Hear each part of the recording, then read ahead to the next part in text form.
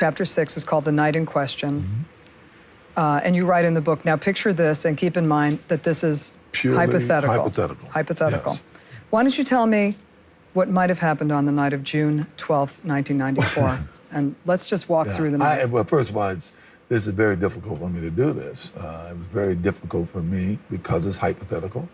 I know and I accept the fact that people are going to feel whatever way they're going to feel. You know, they're going to, you know, whatever they want to feel. In the book, the hypothetical is Charlie pulls that up. Charlie.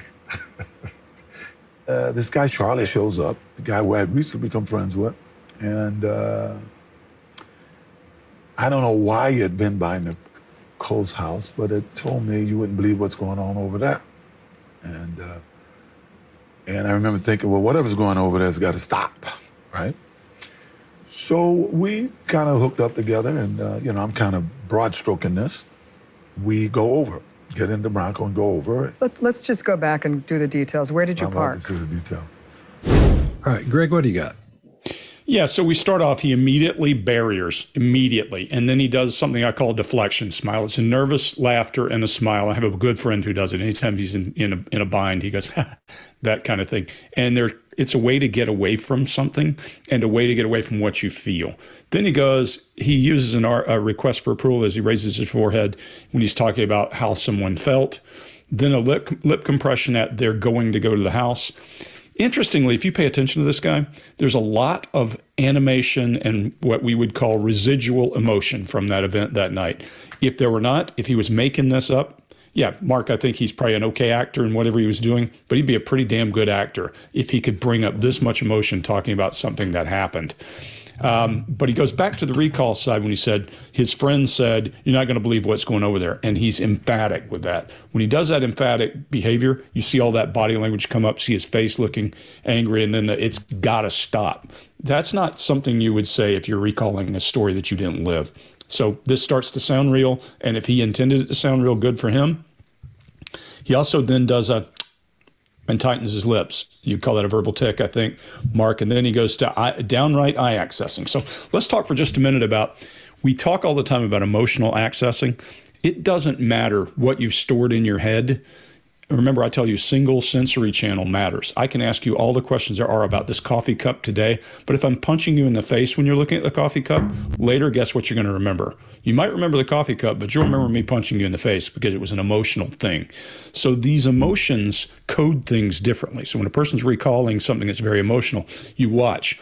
He shrinks, his body gets kind of turtled, but you'll watch as he goes more into this story.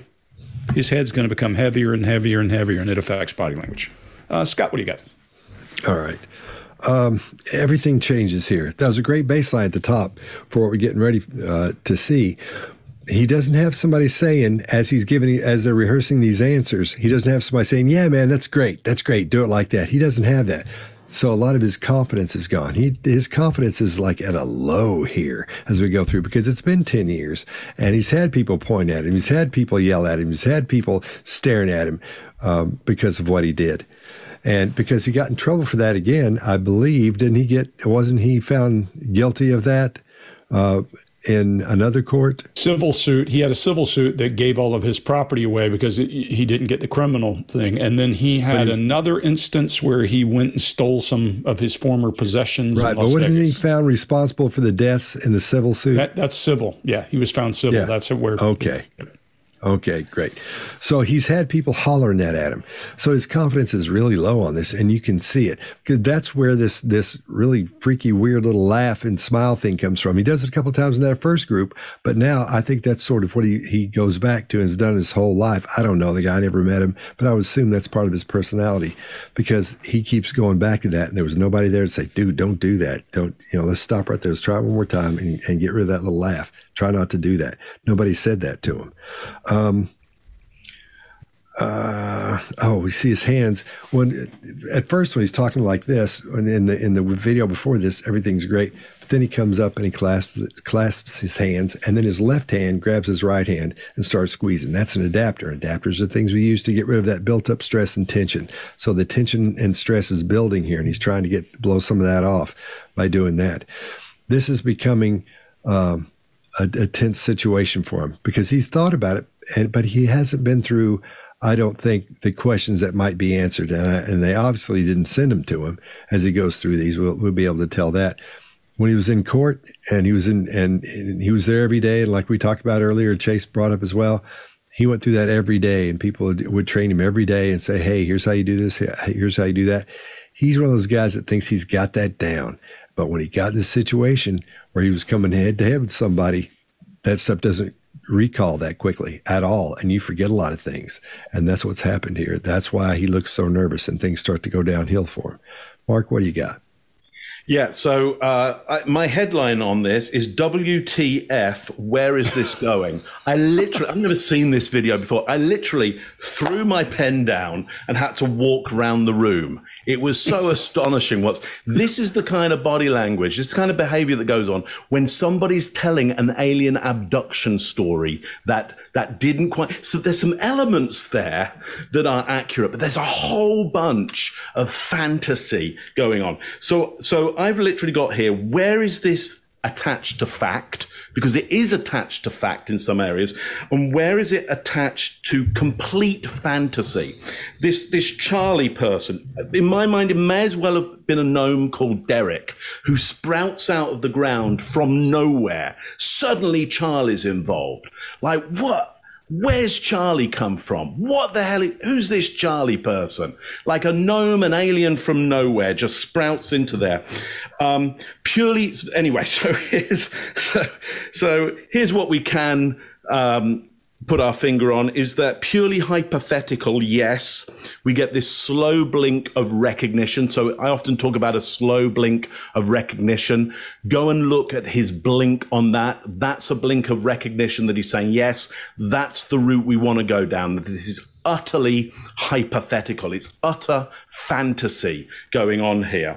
And then the laughing and bitterness. So he laughs, but we get bitterness in the mouth from the interviewer.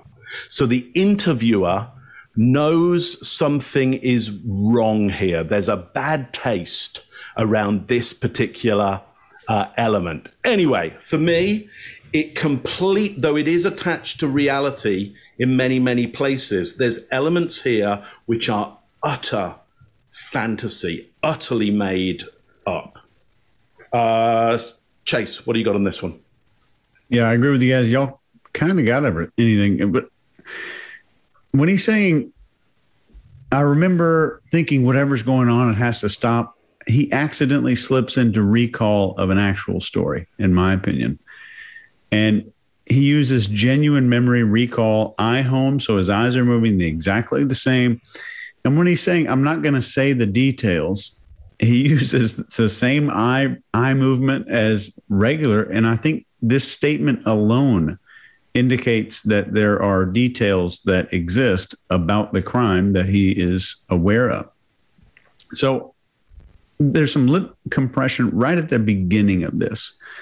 And I think when we see someone squeeze their lips together, that usually means that there's some withholding of information going on, or there's some withholding of some sort happening. So we see that right at the beginning. And you guys talk about this barrier here, and the lips are also another barrier that's being formed as he's preparing psychologically for the answer that he's going to give to this question. So I think what we're seeing here, to me, looks like genuine recall and just peppered in with some fictional elements. So Mark, like you're saying, it's a fabulous alien abduction story. So maybe next one we'll have a Humalian.